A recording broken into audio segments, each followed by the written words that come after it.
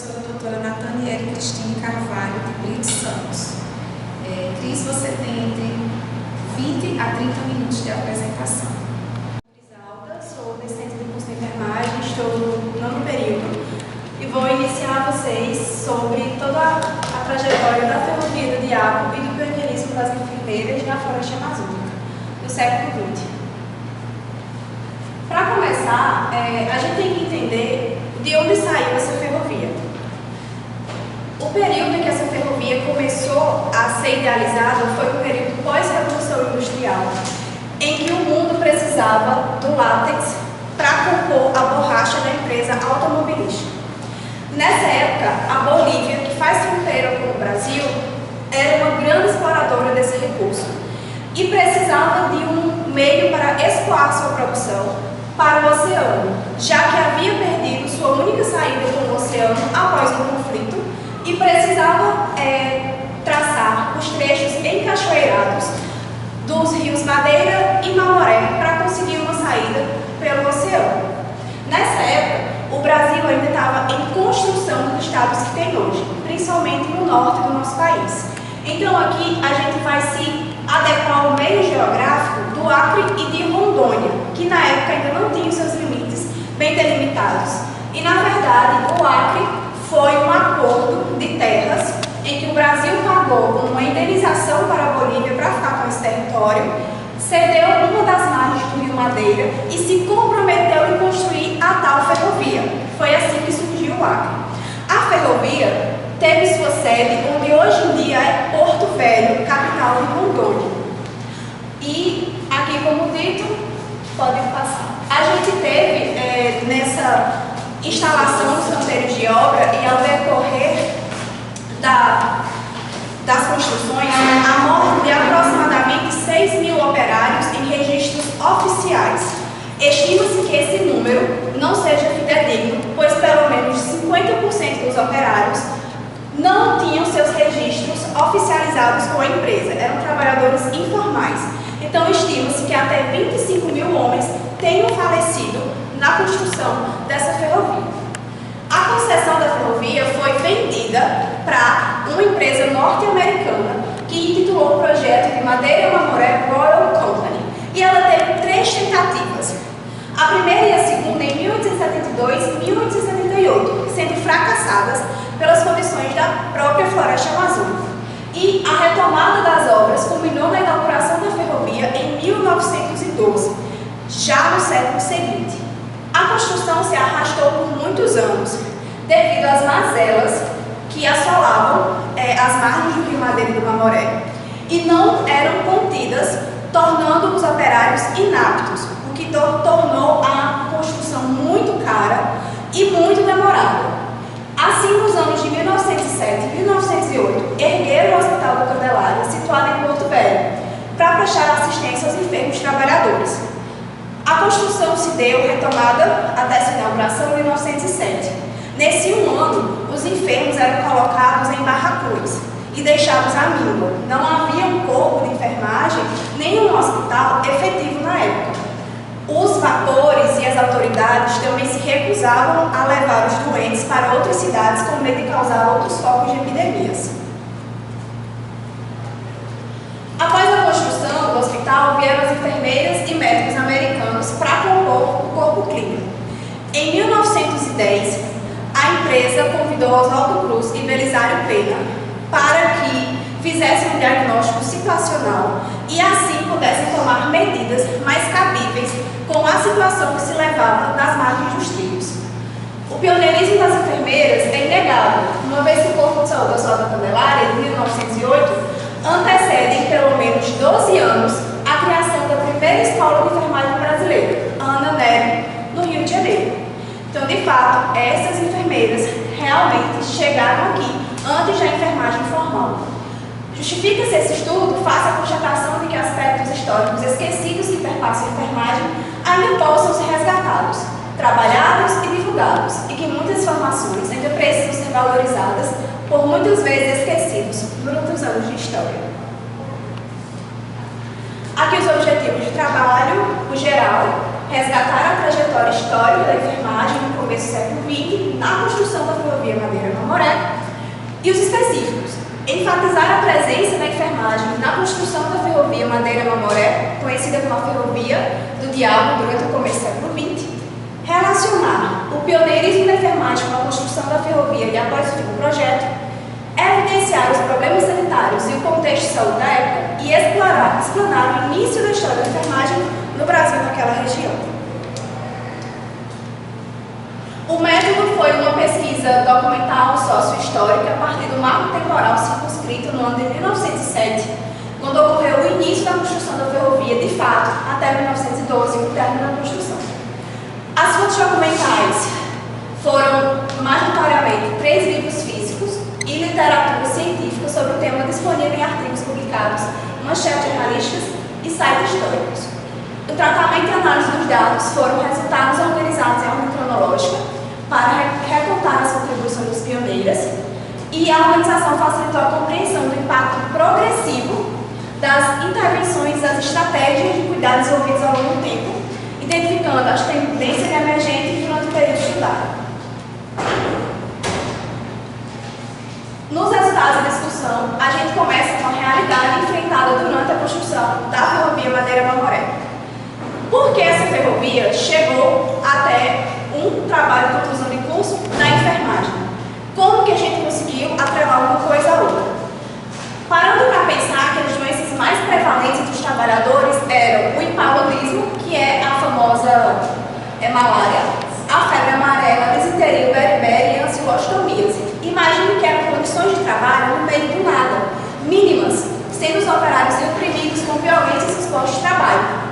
As condições de moradia às margens eram evidenciadas por vulnerabilidade dos trabalhadores, quanto às doenças tropicais da mata, ataques de animais silvestres e de confrontos com índios nativos. Então pense que era uma obra faraônica, no meio do nada, que não... Imagine que hoje em dia já é difícil a chegada até o norte do país. Imagine há mais de 110 anos atrás, que a única maneira de se comunicar com aquela região era ou por vapores ou a barco. Então, mais na frente vocês vão entender a necessidade desse hospital. Aqui é a figura de um trabalhador adoecido, podem ver que ele está com as pernas bem raquíticas. E aqui é uma moradia, olhem como eles ficavam às margens dos trilhos. Então, imaginem como era suscetível e vulnerável a diversas doenças. E aqui, mais uma vez, eles dentro da água, aqui a gente já imagina quantas doenças eles poderiam adquirir só em estar em contato com essa água contaminada. E mais aqui atrás a gente pode ver que o meio de transporte deles, dos trilhos para a sede, era burros ou jumentos de carga. E aqui também, mais para lá, aquele rapaz que estava com o burrinho, ele está armado, porque é a segurança armada que fazia com que esses homens trabalhassem sem reclamar.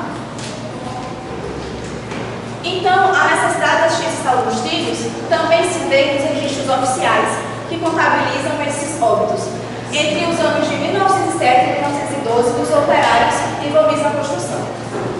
Os números divulgados eram de 21.817 trabalhadores de diversas nacionalidades e de 1.593 mortes reconhecidos durante a construção.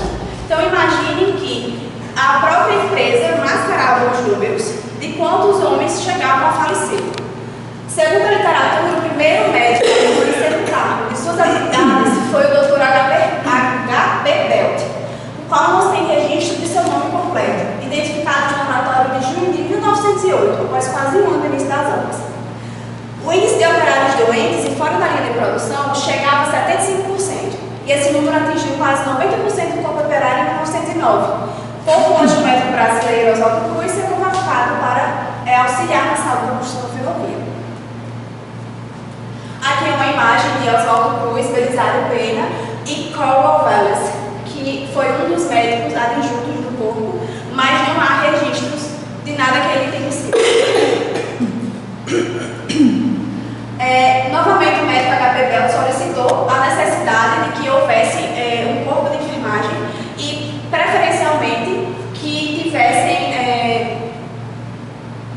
formação na área de doenças endêmicas ou tropicais, E a enfermagem, lógico, naquela época era coordenada por médicos. E não é mencionado nenhuma enfermeira até o momento.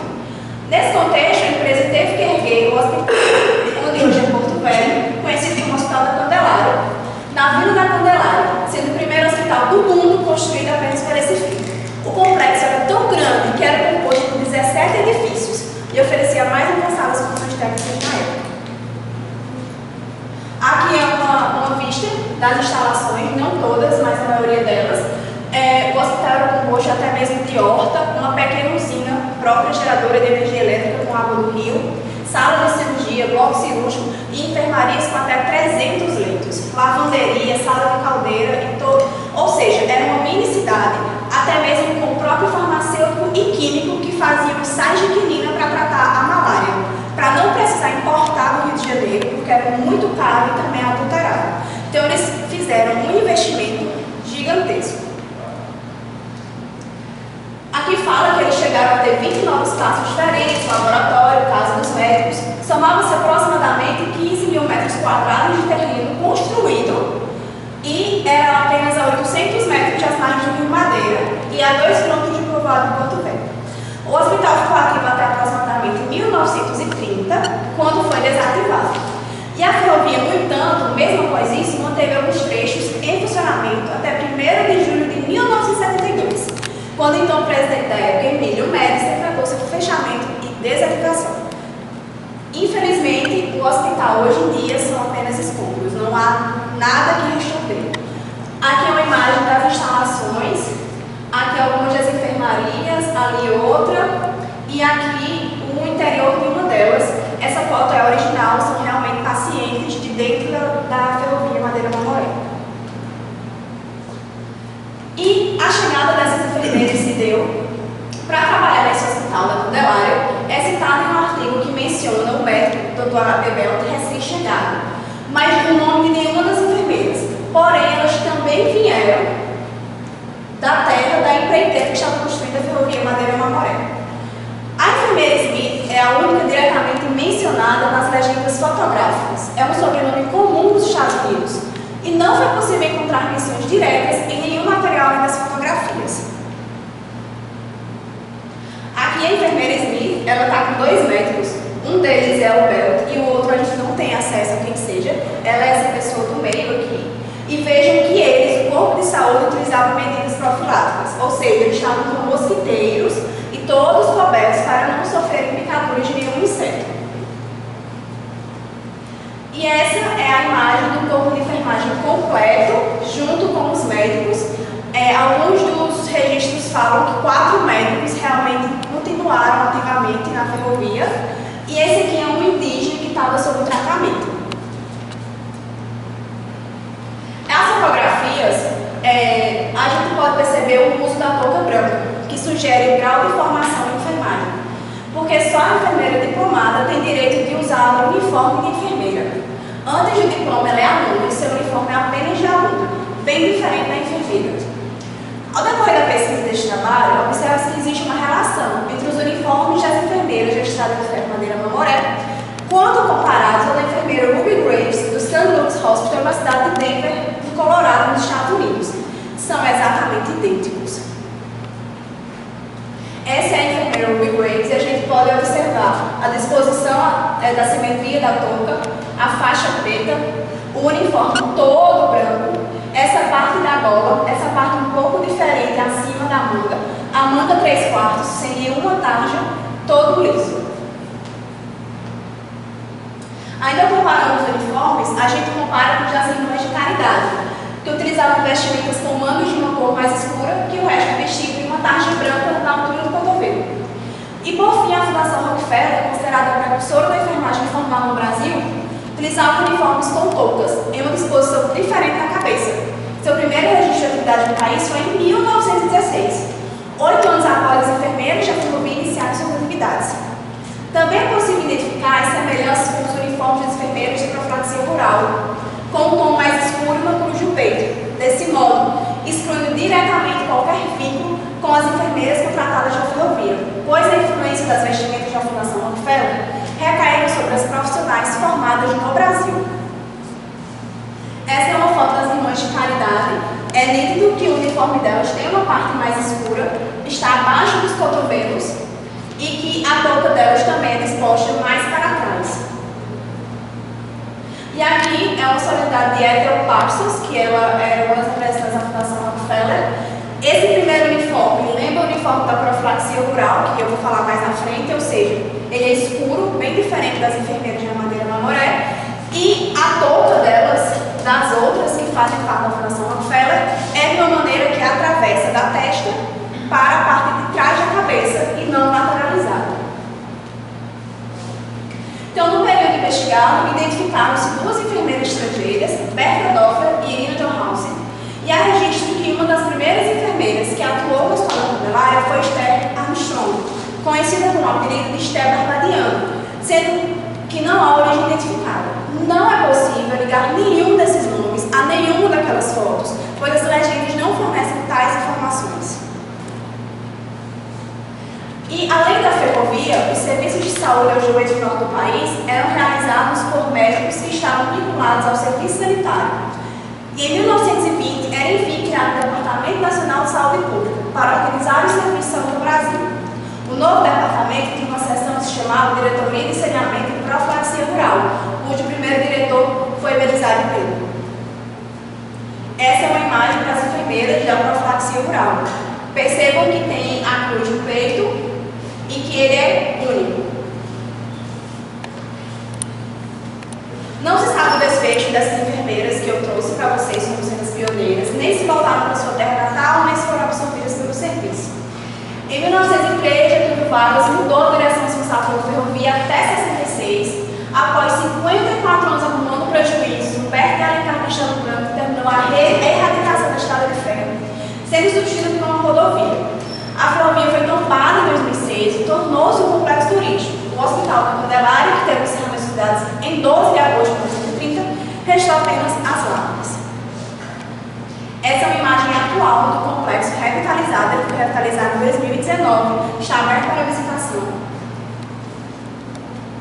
E as considerações finais é que o corpo de saúde, sobretudo de enfermagem, se concentrou em ambiente hospitalar e um cenário epidemiológico de doenças infecto-contagiosas, com um modelo mais proativista.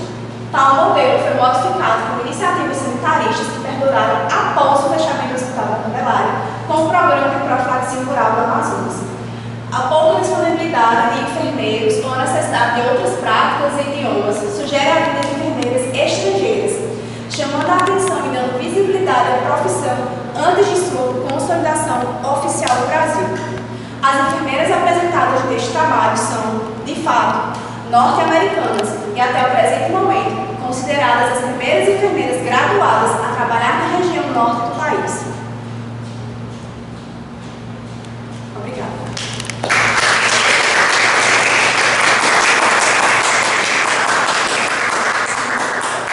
É o TCC, é isso mesmo?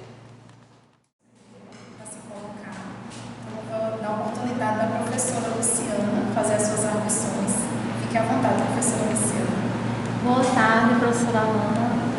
Muito obrigada pelo convite. Eu agradeço o seu convite de Crisalda, pela participação nessa banca tão respeitável. Boa tarde aos parentes, à plateia, aos alunos, pela oportunidade de crescimento acadêmico e por prestigiar a nossa Cris na apresentação do TCC dela. Saúdo especialmente a professora Nathaniele por mais esse momento de partilha e crescimento acadêmico. Já nos conhecemos e sempre é um prazer aprendermos juntas. Cris, em relação à sua apresentação, eu parabenizo os seus slides e a sua segurança. Como professora, um dos nossos objetivos em participar como membro da banca é que a gente tenha o conhecimento de que foi o aluno que preparou o material. Então, esse empreendimento acadêmico, ele reflete para a gente que foi você que construiu. Slides bem objetivos, você teve a preocupação de colocar as referências, e duas reflexões que conseguiram me captar na sua apresentação é que é interessante como os processos de Políticas públicas em serviços de saúde, eles normalmente iniciam por uma necessidade do lucro do setor privado. Então, veja, a gente começa a ver uma formação de um hospital da Candelária para atender a necessidade da construção da ferrovia, mas não pela importância em preservar a saúde dos operários, mas que esses operários estejam aptos ao trabalho. E esse trabalho precisa ser policiado, precisa ser com uma pessoa armada, né? Então ele precisa ser bem vigiado, né? E aí interessante que é como se fosse essa obra faraônica hercúlea no meio do nada, né? Então daí a importância de se construir também algo à altura, né? Então a gente consegue visualizar bem isso. E parabéns pelas fotos, né? Foram fotos bem organizadas e que você trouxe de uma maneira que fica bastante didático e a gente consegue entender a linha de raciocínio e a preservação desses aspectos históricos. Em relação ao seu material escrito, passa para a gente esse compromisso e essa ética, né, que a gente sente ao ler seu empreendimento acadêmico. Do ponto de vista da contribuição científica, eu parabenizo a escolha do tema, porque enveredar sobre os certames históricos da enfermagem no Brasil enaltece e valoriza o presente, preparando-nos melhor para um futuro. Um futuro com pessoas que querem continuar uma luta iniciada por nossos antepassados, a fim de potencializar ainda mais a nossa enfermagem. E veja como é um crescente, porque a enfermagem, em termos de instrução acadêmica, claro que tem não sei se o seu material, né, tem a escola Alfredo Pinto, de 1890, né, 1890 alguma coisa. Mas é tão controverso, né, que oficialmente a gente traz a escola do Departamento Nacional de Saúde Pública, né, 1923, né, 1923. E foi sob a influência da Fundação Rockefeller. Então, a partir daí, a gente começa a ver essa influência norte-americana no processo de formação da enfermagem brasileira, né? Gostaria de destacar um trecho do seu manuscrito para a gente refletir. Abre aspas. Aspectos históricos esquecidos que perpassam a enfermagem ainda podem ser resgatados, trabalhados e divulgados. E que muitas informações ainda precisam ser valorizadas, porque muitas vezes estão esquecidas durante anos de história. Fecha aspas. É interessante a gente sensibilizar os colegas das produções científicas em termos históricos, através de produções em termos de publicação em projetos de iniciação científica, mas sobretudo em projetos de extensão, que também abordem um tema. E eu gostaria de aproveitar a oportunidade para parabenizar a professora Alana Tamar, porque ela tem vindo com essa temática em muitas das produções dela na academia, né? Que já começou com Lúcia, né? A gente já começa com Lúcia e a gente já vê essa necessidade e esse resgate histórico. E principalmente para a produção nas revistas científicas, que a necessidade é sempre dos últimos 5 anos, dos últimos 3 anos, né? Então a gente exaltar, enaltecer e dar essa sensibilidade, né? Que a gente precisa trazer essa vertente. Dentre os desafios históricos da enfermagem, eu gostaria de apontar os registros da nossa categoria laboral. Veja, naquela época, abre aspas, eu tirei esse material do seu empreendimento. Os diários oficiais em que se embasam os historiadores que publicaram sobre a construção da ferrovia eram pertencentes a médicos. Não há menção de nenhum diário ou registro oficial da enfermagem, pois na época as enfermeiras eram subordinadas aos médicos, tendo suas anotações e registros invisibilizados. Fecha aspas. Embora tenhamos avançado sobremaneira e precisamos apontar esse avanço, essa autonomia, né? Principalmente na consolidação da estratégia de saúde da família, locos do nosso empoderamento e ratificação da importância da enfermagem para a sociedade, a gente precisa trazer à luz a necessidade que a gente ainda tem do desafio que é o registro da enfermagem. Hoje somos empoderados, mas a gente ainda tem desafios em relação a esse não registro, né? Hoje a gente precisa registrar e a gente não registra, ou pelo menos esse registro é incompleto, né? Então, várias pesquisas podem trazer essa reflexão para a gente. Outra reflexão que eu gostaria de apontar é o destino das enfermeiras, né?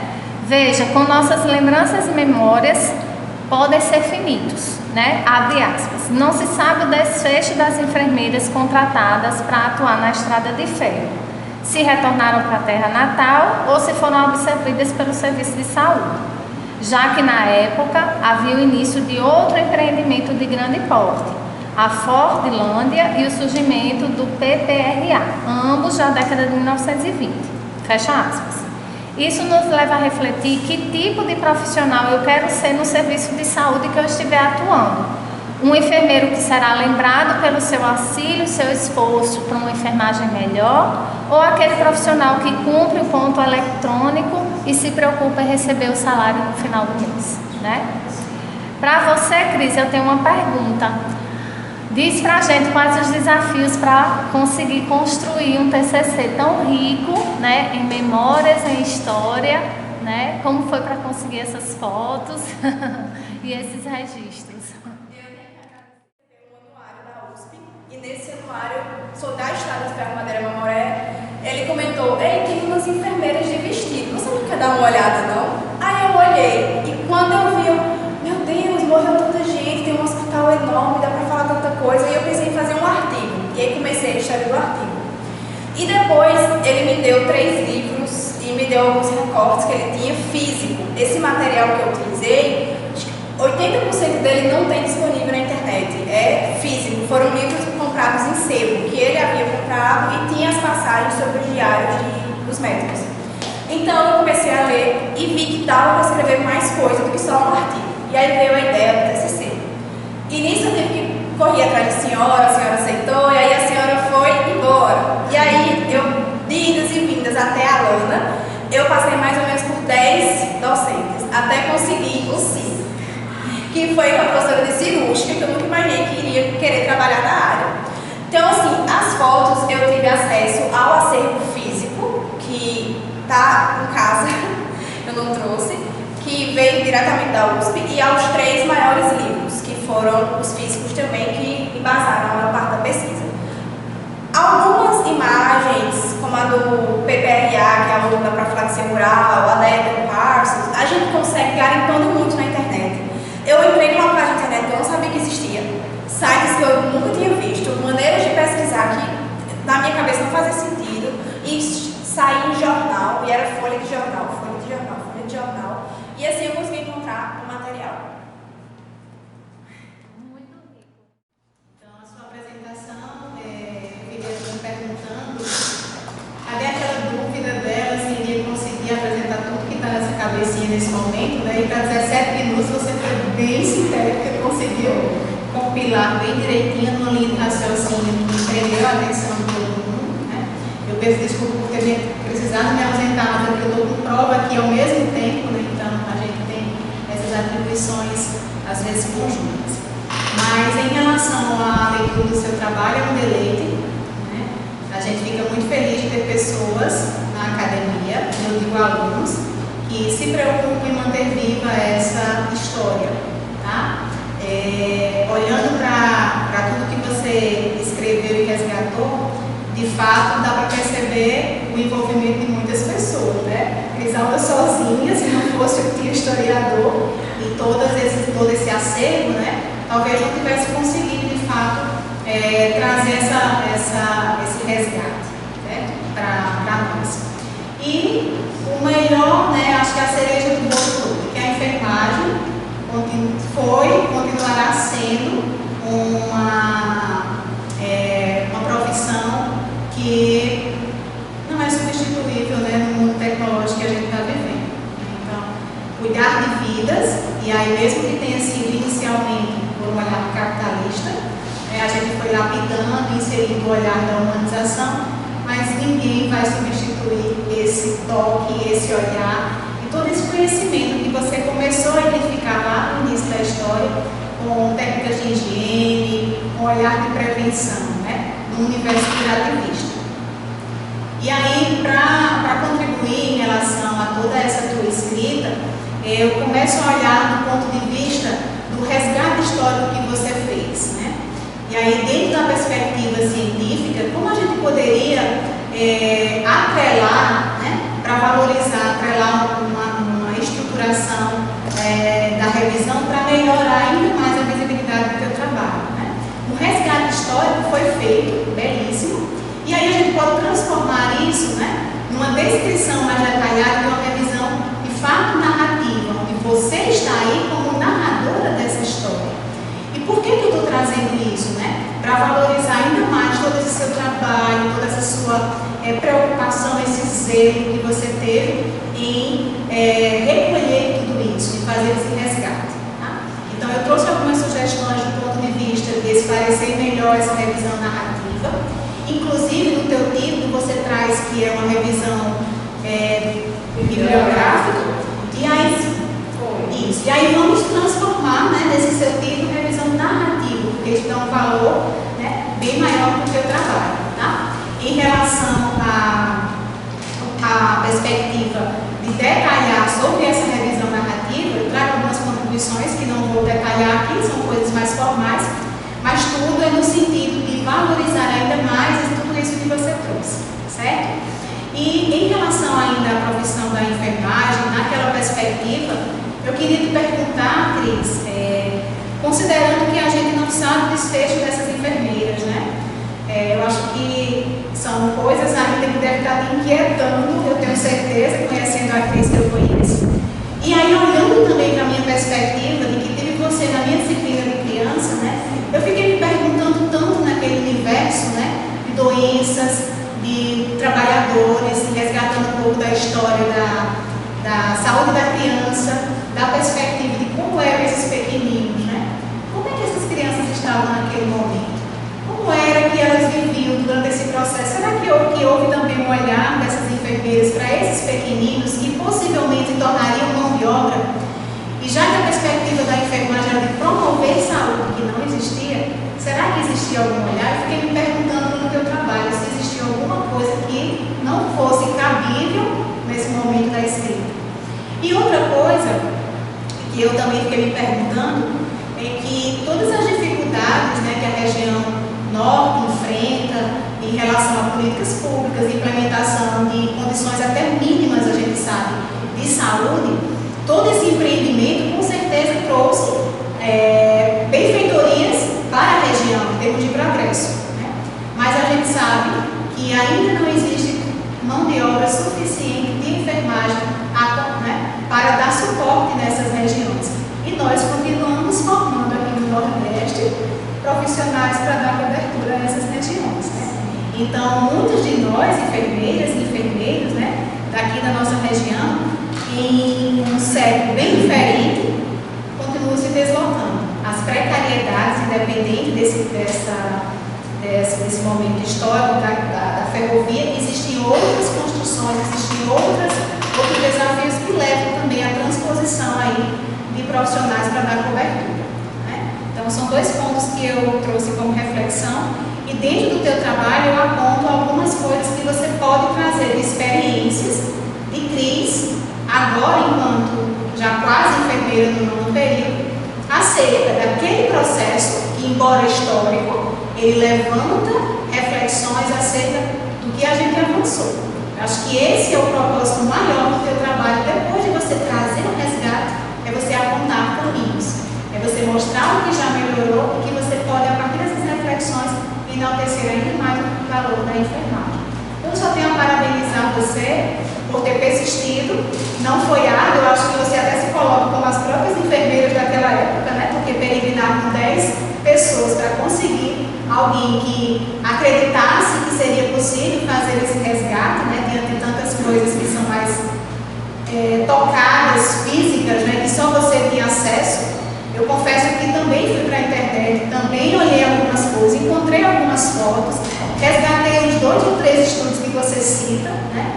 Mas que de fato exige muito de nós trazer, pontuar descritores mais específicos para que a gente consiga encontrar alguma coisa, porque dentro da enfermagem é bem escasso. Então, só enaltecer ainda mais o seu trabalho, que você faça cada vez mais progresso na sua profissão, faça diferença e que tenha cada vez mais esse olhar sensível aí da enfermagem. Parabéns. Cada tópico desse abria um detalhe, que puxava outro detalhe, e eu não tinha como trazer todos aqui. E acho que foi por isso que a minha pesquisa ficou sucinta agora na apresentação, porque eu não queria fugir para outros detalhes que saíssem literalmente do trilho, do hospital e das enfermeiras. Porque tem muitos. Então, eles vão ser contemplados no texto na íntegra e, como dito, são tantos detalhes que na época, quando eu estava nas orientações, que você viu já na sala, meu Deus, como é que eu vou conseguir dizer tudo isso? Como é que isso vai fazer sentido? E como é que as pessoas vão entender que o que é que o acro tem a ver com as enfermeiras e o uniforme, e para juntar tudo e ficar tudo bem amarrado. Mas, obrigada mais uma vez pelas orientações.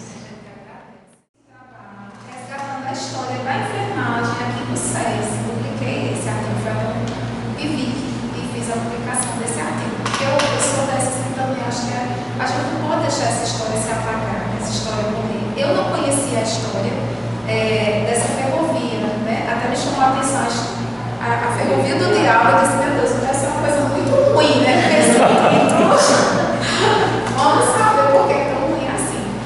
E assim, toda vez que ela chegava na maneira de algumas orientações, ela contava o trabalho pronto, né? E Nathaniel também orientou algumas vezes, coloca o gravador para você ir vendo as suas ideias, porque ela estava tudo pronto, né? Mas para a gente juntar esse quebra-cabeça, escrever, colocar isso de uma forma lógica, né? E não deixar de se perder, tudo fazer sentido e ver o que é mais importante, também não é fácil, né? Para mim, no entanto, foi algo assim, uma pesquisa diferente, né, da que eu tinha feito aqui, porque aqui era acessível, a gente pediu as fotos aqui, a gente tinha acesso ao material. Diferente do seu, né, que a gente tem que buscar. Eu até dei ideia para elas, entra em contato com alguém da relação, manda e-mail, não me respondi, então assim, onde é que a gente vai buscar esse material? Além do que ela já tem. Então não é fácil, mas a gente eu mesma não conhecia essa enfermagem profissional antes da escola do médico, né? Então você colocou que é o início da enfermagem no norte do país. Será que não é no início de todo o Brasil? A enfermagem profissional? Porque foi uma obra tão grande, né? A gente tem que ir buscar isso aí, né? Será que teve outro lugar no país que teve essa entrada de profissionais de fora, porque a gente não tinha ainda na universidade, tinha Alfredo Pinto, mas a gente sabe que era engatinhando, né? E a visão era de São Petier na França. Então não era norte-americana, era francesa. Exatamente. Então até a formação era completamente diferente. Era algo mais sujeito ao próprio médico, né? Outro olhar. Então essas enfermeiras norte-americanas, elas trouxeram uma enfermagem profissional e a gente talvez esteja de fato falando das primeiras enfermeiras norte-americanas aqui no Você já país. tem uma questão mediadora para a próxima revisão, porque você só vai poder afirmar se você fizer uma revisão de todas as outras regiões. Então, assim, por isso que eu estou trazendo essa questão, né, da estrutura científica, porque é aí que a gente dá valor para que a coisa se torne pública de fato, né, e verídica e confirmada, né, e faz todo sentido, né, faz todo sentido. Exatamente, porque foi uma obra gigantesca. E ela ainda ficou, meu Deus, professor, e foram para onde, senhora? A gente tem que parar esse trabalho, porque senão vai virar uma dissertação. A gente não tem mais respostas, tempo para dar essas respostas. E assim, eu fico mais feliz ainda porque a história da enfermagem virou uma especialidade esse ano, em fevereiro de 2024, virou uma especialidade. E você que já enveredou na área, que você ficou, né, pode seguir, mergulhar exatamente, porque tem muita coisa para a gente resgatar e não deixar se perder, tá certo? Então, parabéns, Cris, pelo teu trabalho, pela tua dedicação. orientação, né? Desde o começo você já chegava, já tinha essa leitura na tua cabecinha, então foi muito bom, foi prazeroso pelo teu trabalho, aprender, para mim foi um grande aprendizado. Parabéns, né? Porque você buscou isso aí e conseguiu fazer do jeito que você queria, né?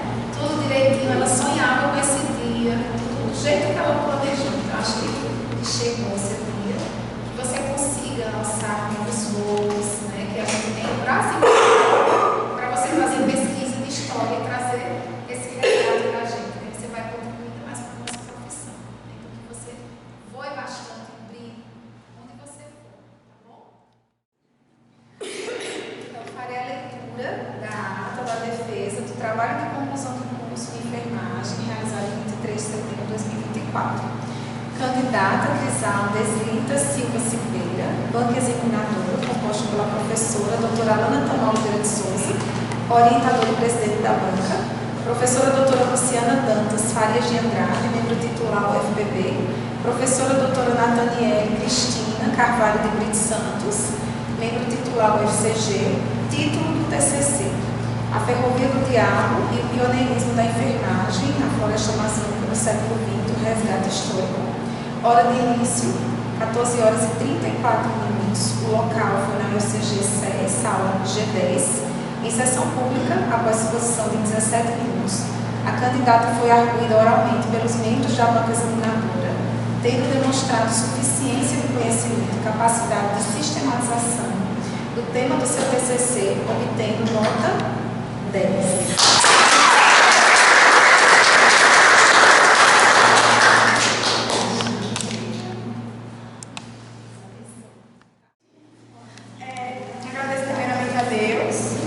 Agradeço a minha família por estar aqui presente, a minha tia e o meu tio por terem vindo de uma pessoa e aos meus pais por terem visto de maneira remota, assim como boa parte da minha família, aos meus amigos que assistiram remotamente também e as minhas amigas que vieram comigo trazendo bolo e refrigerante, como sempre estiveram comigo, a Bia, que se tornou uma grande amiga do estágio, e a você também por ter vindo mesmo sem a gente ter tanto vínculo, mas mostra que eu fiz um bom trabalho como monitora.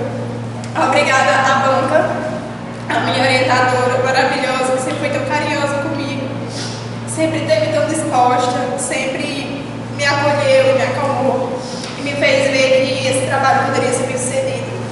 A Luciana, por estar nessa jornada comigo, quase desde o começo do meu curso, por fazer eu integrar o grupo de pesquisa com ela, da gente ter essa confiança já de muitas vezes. Eu escrevo um artigo, rápido me dá um nome e tal, corrige, vai, e aquela certeza que o trabalho vai ser bem feito. A professora Nathaniele, por eu ter sido bolsista dela, pelos ensinamentos, por eu ter saído de criança. Bia sabe como é a minha relação do estágio, por eu ter saído de criança, passado por uma fase que eu imaginei que eu não conseguiria passar, e eu não só passei como fui monitora. Agradeço também a Marcela por ter vindo, prestigiar e sair do trabalho e estar aqui. E principalmente por todo o apoio que cada um de vocês veio me dar, pelo apoio que eu tive pela internet. Eu não imaginei que teria tantas pessoas fazendo do seu dia um pouco do meu. Então, as orientações posteriores aqui serão computadas. A gente vai alterar o arquivo, vai conversar sobre as posteriores publicações e eu espero que vocês ainda queiram falar dessa ferrovia e ouvir dela, porque ainda vai ter bastante coisa. E além disso,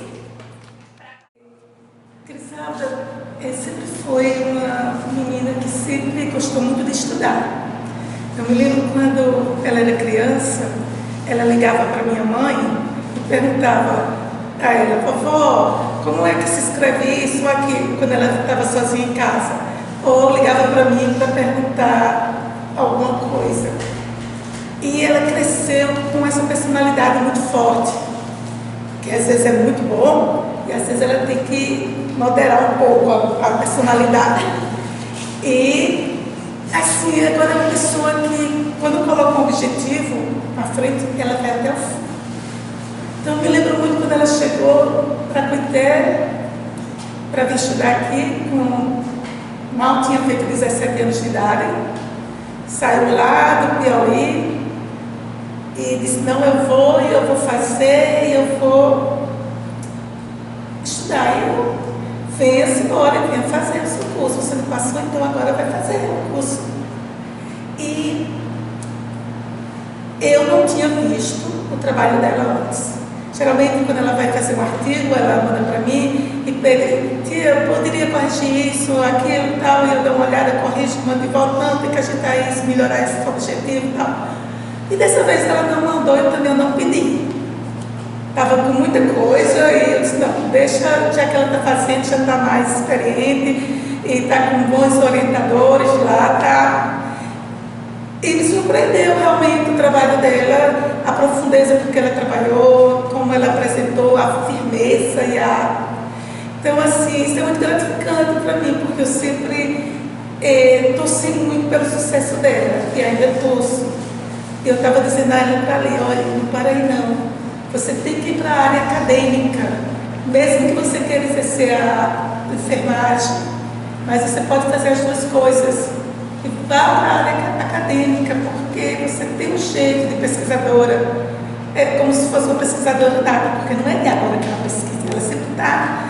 Fez 2 técnicos, né, um de enfermagem, um de enfermagem veterinária, e agora terminando o curso de enfermagem, já está pensando em outras possibilidades, como um mestrado.